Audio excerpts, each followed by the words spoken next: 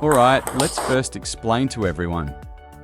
When the opponent serves to us, or pushes an underspin ball over, right? We definitely need to attack first. Then, after looping the first attacking shot, the opponent blocks it back to us. Then how should we transition, right? Actually, normally, whether it's a match or training, what we practice are the first 3 strokes, the individual techniques of the first 3 strokes, and then practice the transition techniques of the first 3 strokes, right? Or the opponent's serve is the first stroke. Then actually our attacking, looping stroke belongs to the second stroke. The opponent blocking it back to us. Then how do we make the transition between the second and third strokes? Alright, come, let's first of all, let's use the backhand to demonstrate.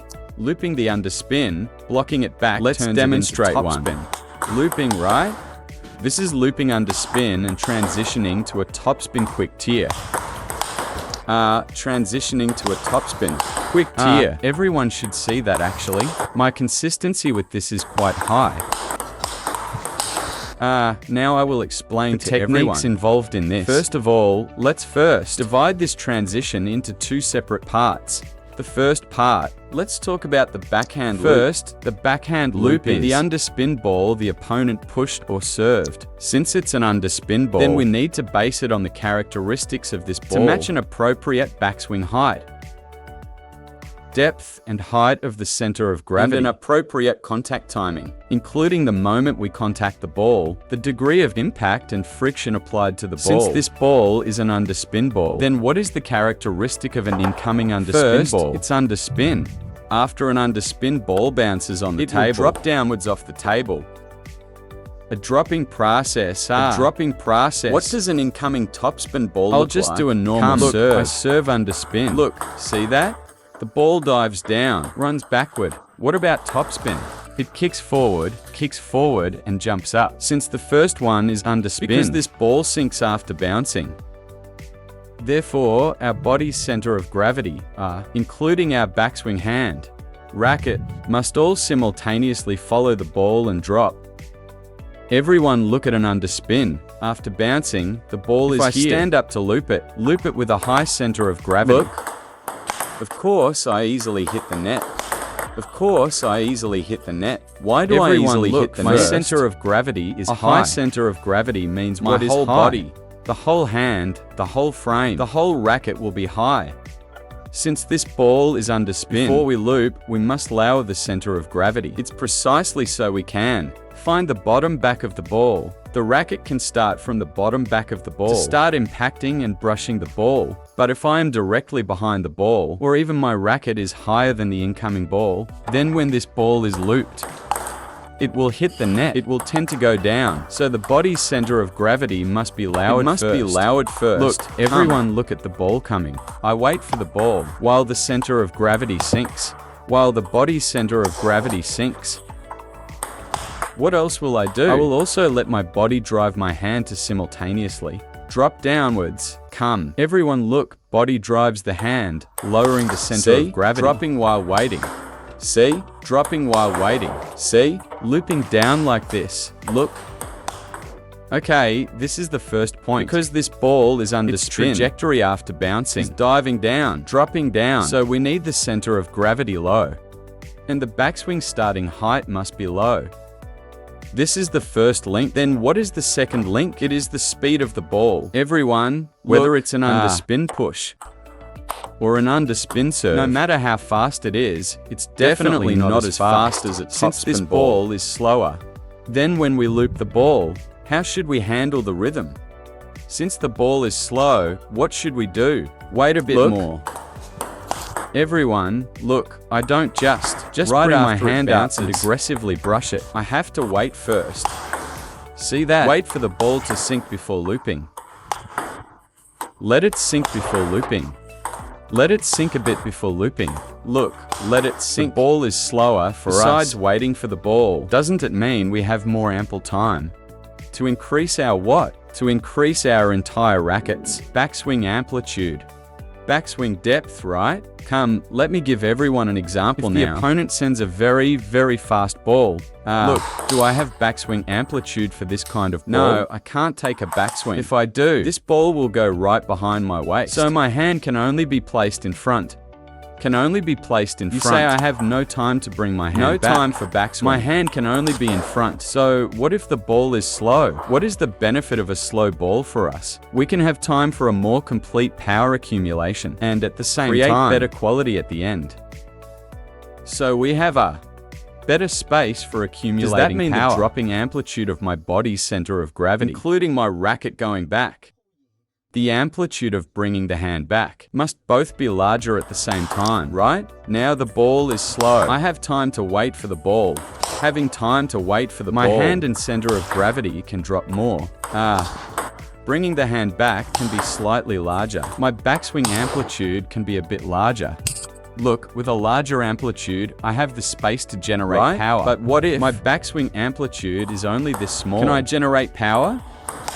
Can I generate power? A small backswing amplitude for borrowing power, right? Look, the ball is fast. Why can I generate power now with a small amplitude? Because the ball is fast. I can borrow the power, right? Look, the ball is fast. I can borrow the power. But if the ball is slow, I still need to borrow power with my backswing amplitude, so I have to sink more. Bring the hand back more, make the backswing proactively generate the power. Second point, backswing amplitude. What was just discussed? The backswing hands, the center of gravities, lowering of height. Now it's the amplitude. What is the third point? Just now it was the trajectory after bouncing. The second is the speed after bouncing is slow. Then the third is after it bounces. Everyone must pay attention. This is an underspin ball. Then the return method we choose produces topspin. Because the looped ball is a high-quality topspin, the opponent's incoming ball and our outgoing have opposite spins.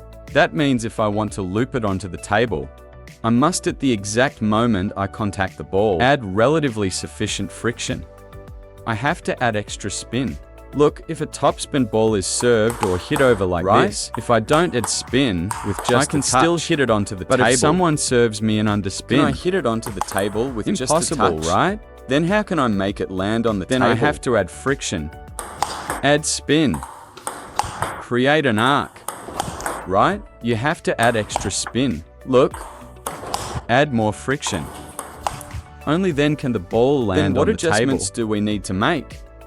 Right? This means we add extra spin with fingers. The friction component given to the ball by the wrist will be more, right? Normally when playing, we are mostly doing either pure impact or, for example, it's also adding a bit of friction on the basis of impact. Friction mainly relies on the speed and power of the impact. Looping, especially for many amateur players who haven't been learning for very long, we definitely need to start from learning how to brush friction. Okay, let's summarize. Because the first stroke is an underspin ball. Whether it's a backhand loop or a forehand loop, we need to keep it low. Because the speed is slow, we need to. Because the ball dives down after bouncing, so our center of gravity and the hand's backswing amplitude need to be low. Second, because the ball's speed is slow. Amplitude, right? The lowering amplitude of the center of gravity needs to be deeper. And next, regarding the spin of the ball being underspin, when we loop it, the fingers and wrist need to provide extra more rotational friction. Look, when I play straight up now, my center of gravity lowers too, low center of gravity, low hand. Add friction. Low center of gravity, low hand, add friction. The more I wait, the slower the backswing amplitude, the slower the ball. My hand drops a bit more, pulls a bit larger. The slower it is, pull larger. Now I will move on to the next one. Then what about topspin balls, right? Let's also analyze first. What are the characteristics of this ball? Only then can we know after looping the underspin. What changes should our hand make, right? First, topspin ball. Let's first analyze the trajectory after bouncing, right? We already said just now, the underspin ball drops downward. As for the topspin ball, look, after bouncing, it goes upward, kicks backward. Then, since the trajectory of this ball after bouncing, then what about our backswing? The height needs to change, drops downwards. So our racket and center of gravity drop lower. Then what if this ball jumps upwards? Then we need to maintain what? The premise of maintaining a low center of gravity. Bring our starting backswing height a bit higher. Just now we were under the premise of a low center of gravity. Now we don't need to make the center of gravity even lower.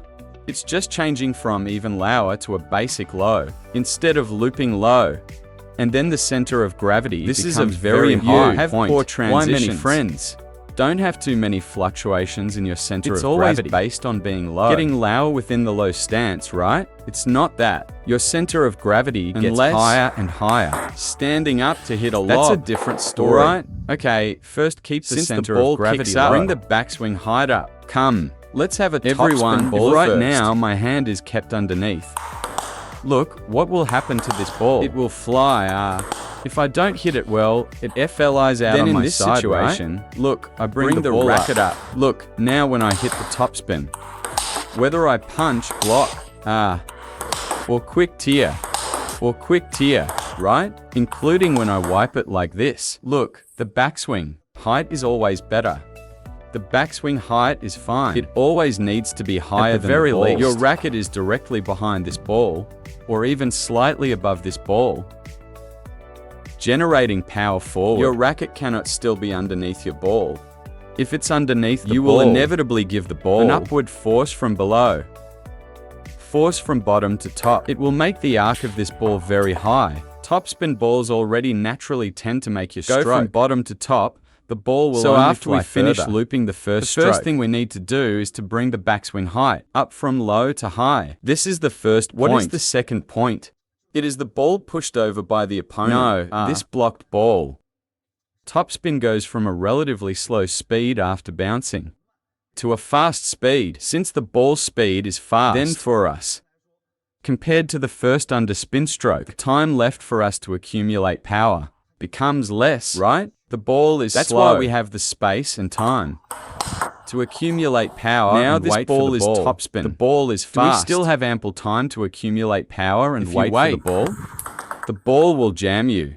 So what do we need to do? We cannot wait. Everyone look again. Can I wait for the ball right now? I can't wait, look.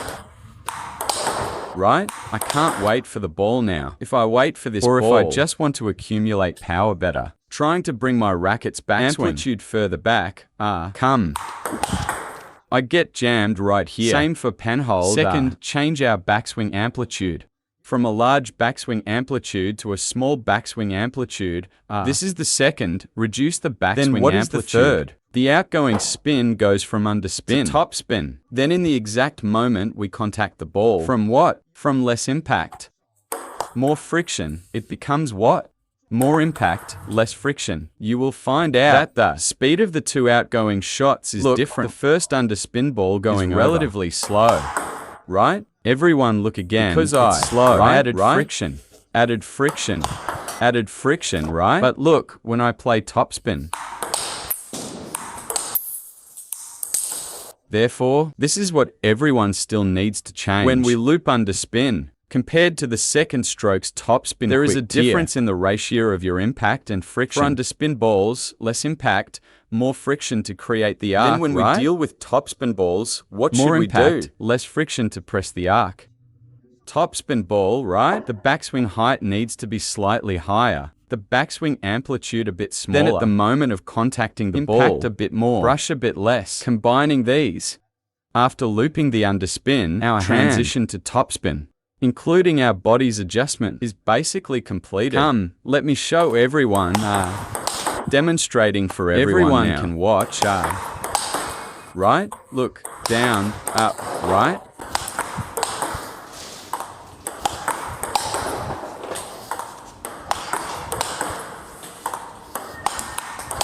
Also, everyone, look after I loop the first stroke. My body doesn't raise my center of gravity from low to very high, but rather maintains a relatively lower state.